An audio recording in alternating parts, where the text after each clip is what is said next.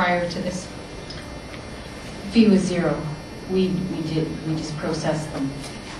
But in light of the last one that we just did, which was for the Rick Island development, wherein staff spent a significant amount of time developing and the agreements that we estimate, and then of course following them up over the next 15 years to collect and remit the fees and calculate the interest, that the $1,000 equates to a minimum amount staffing cost to process.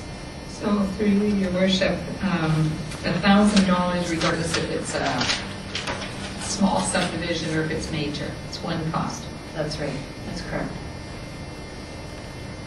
Okay, and when would we have an opportunity? You mentioned, I personally do think it should be 15 rather than 10. And how would we have an opportunity to move that to 15 years? You could make the request to bring that forward. So I would discuss it with the administrator. Your Worship, that's each latecomer agreement is brought forward to council and the time is set by council. It's specific to each latecomer agreement. Okay. Well, there is a standard 10-year. No, council can approve them up to a maximum of 15. Thank you. But according to our Director of Engineering, 10 years? Your Worship, in the past, the maximum was 10 years. It was about a year ago when the province amended that legislation, and then we increased it from 10 to 15 years as the maximum. Councillor Flynn. Thank you, Your Worship. In my opinion, the latecomer agreement is designed to allow for fairness and allow for the first person that does something to get some recovery of costs from many people that benefit later from it.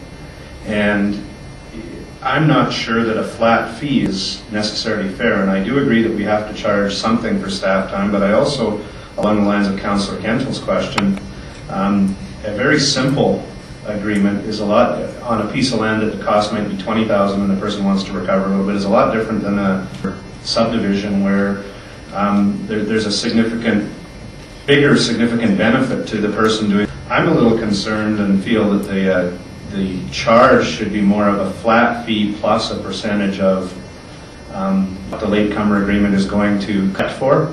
So as an example, maybe the flat fee is $500, and if the value of what they could charge back over time is $100,000, that should charge back over time $10 or something like that. Looking with this one-time fee, that it's not fair and it's not necessarily representative. Now, obviously, that would be a business decision that whoever's doing the development would have to make, is it worth it for the $1,000? But I also think it should be fair, and maybe we should relook at what the cost is and collect more on the higher end of the spectrum and collect less on the lower end. Yeah, I was of the opinion that this cost should reflect the cost to the city as opposed to the benefit to the landowner. However, I'll let the Director of Corporate Services. Your Worship, we did look at a number of other communities that were that had latecomer agreements in place and policies. Another method that is used by some communities is to charge a flat rate plus a value per service. So for sewer, for water, for drainage, and for highways. We chose not to do it for service. So, for example, on the Rick Island subdivision, it was only a water service that was going in, and we probably have exceeded on that in that particular case the $1,000, but only because we were also going through the process of really tuning all of our documents and what we were going to require in the future from developers. Most of our latecomer agreements in the past, if not all of them, have been pretty significant subdivisions of benefiting properties from that subdivision. Okay, just in reply to what Your Worship said, though, I agree it should be somewhat a cost of our time, but I would guess that the bigger the development and the more people that are going to benefit, the more keeping track of interest and executing it's going to be than if there's only one other property benefiting, and it's a small exception. So I guess I don't think I'll vote in favor of this just because I think it's a fair way to do it. And I think that it does take more staff time the bigger the development and the more properties that are going to hook up or eventually benefit from the latecomer. Councillor Cannon.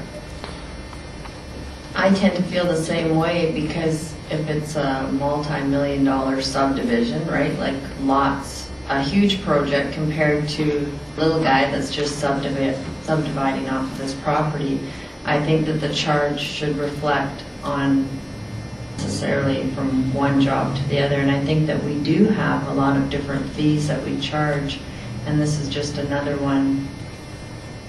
I don't agree with it either. I think so far I'll vote against this as well. Councilor Harrison. Thank you, Worship. I agree with the last two speakers. The philosophy of the fee is good in that not all taxpayers should pay for a development fee that doesn't affect them. The developer certainly should pay for it, but I do think there should be a differentiating cost between and so I would also like to. In the community charter, you cannot, your charge that you levy someone or an individual company has to be reflective of the community. So our processing fees, so we can't say, well, this is a multi-million-dollar subdivision, so your fee is going to be $5,000. It has to be tied to cost recovery. That's what we're charging the fee for, is the recovery of our cost to process. So we have some idea how many latecomer agreements do we have now? I guesstimate that we have approximately 10. Thank you. Councilor. That was one of my questions, how many exist now? And rather than us vote this down, I think maybe, because I wouldn't either be in favor of it as it exists, I think somehow we need to, even based on what our Director of Corporate Services has said, it does indicate that there are some that are more demanding of more staff time than others. And I think this more and more as we see development properties more difficult to service. And we know that if the city services properties, they cannot recover where a private developer can. So I'm thinking that maybe I want to make a motion to defer this and just see if we can discuss this a little further. So maybe for one. Second by Councilor until we have a date. Pardon? No. Do we have a date? 2 meetings from now, whatever that is. All in favor of the deferral? Motion is carried. Certainly. And sometimes come forward at a council meeting at a planning meeting. This wasn't at the planning meeting. No.